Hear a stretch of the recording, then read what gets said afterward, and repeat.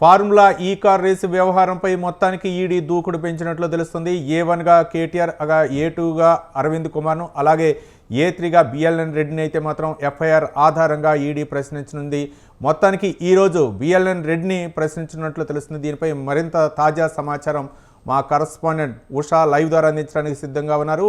ఉషా,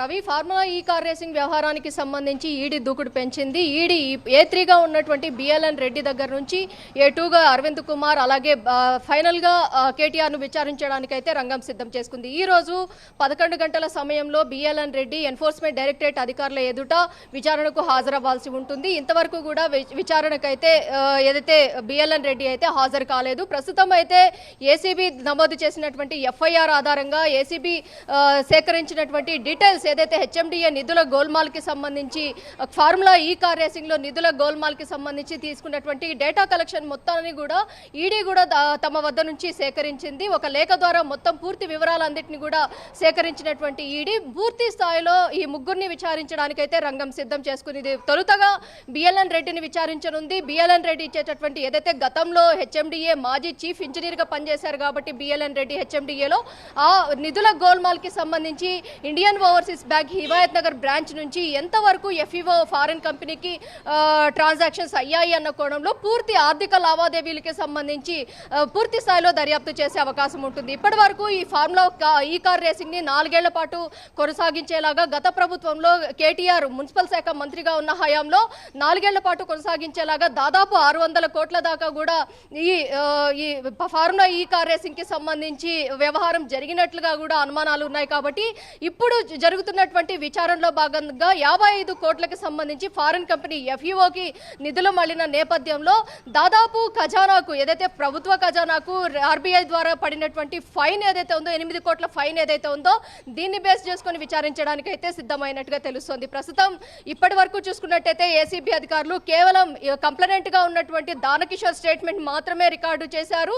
దానకిషోర్ ని తప్ప మిగిలిన ఎవరిని కూడా ఇప్పటి వరకు హైకోర్టు ఇచ్చినటువంటి ఆదేశాల్లో విచారణకు ఈ ముగ్గురు కూడా కేటీఆర్ సహకరించాలి అన్న నేపథ్యంలోనే ఇచ్చారు. అలాగే తదుపరి ఉత్తర్వులు, తదుపరి తీర్పు వచ్చే వరకు కూడా కేటీఆర్ ను అరెస్టు చేయకూడదు అన్న ఒక కీలకమైన సమాచారం ఇచ్చింది. కాబట్టి విచారణకు ఇంతవరకు కూడా ఏసీబీ అధికారులు ఈ ముగ్గురులో ఎవరిని కూడా విచారించలేదు. కేవలం ఈడీ మాత్రమే ఫెమా ఉల్లంఘన, ఫారెన్ మేనేజ్మెంట్ యాక్ట్ ఏదైతే ఉందో ఫెమా ఉల్లంఘన భారీ స్థాయిలో జరిగింది.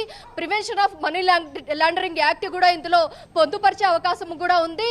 మొత్తం 55 కోట్ల నిధులకు సంబంధించి పూర్తి స్థాయిలో అయితే వీరి దగ్గర నుంచి సమాచారాన్ని రాబట్టిన తర్వాత వీరిచ్చేటటువంటి కీలక సమాచారం మేరకు ఈసీఐఆర్ కూడా ఎన్ఫోర్స్మెంట్ డైరెక్టరేట్ అధికారులు నమోదు చేసే అవకాశం ఉంటుంది. ప్రస్తుతం అయితే హైకోర్టులో కేటీఆర్ క్వాష్ పిటిషన్ కూడా దాఖలు చేసుకున్నారు.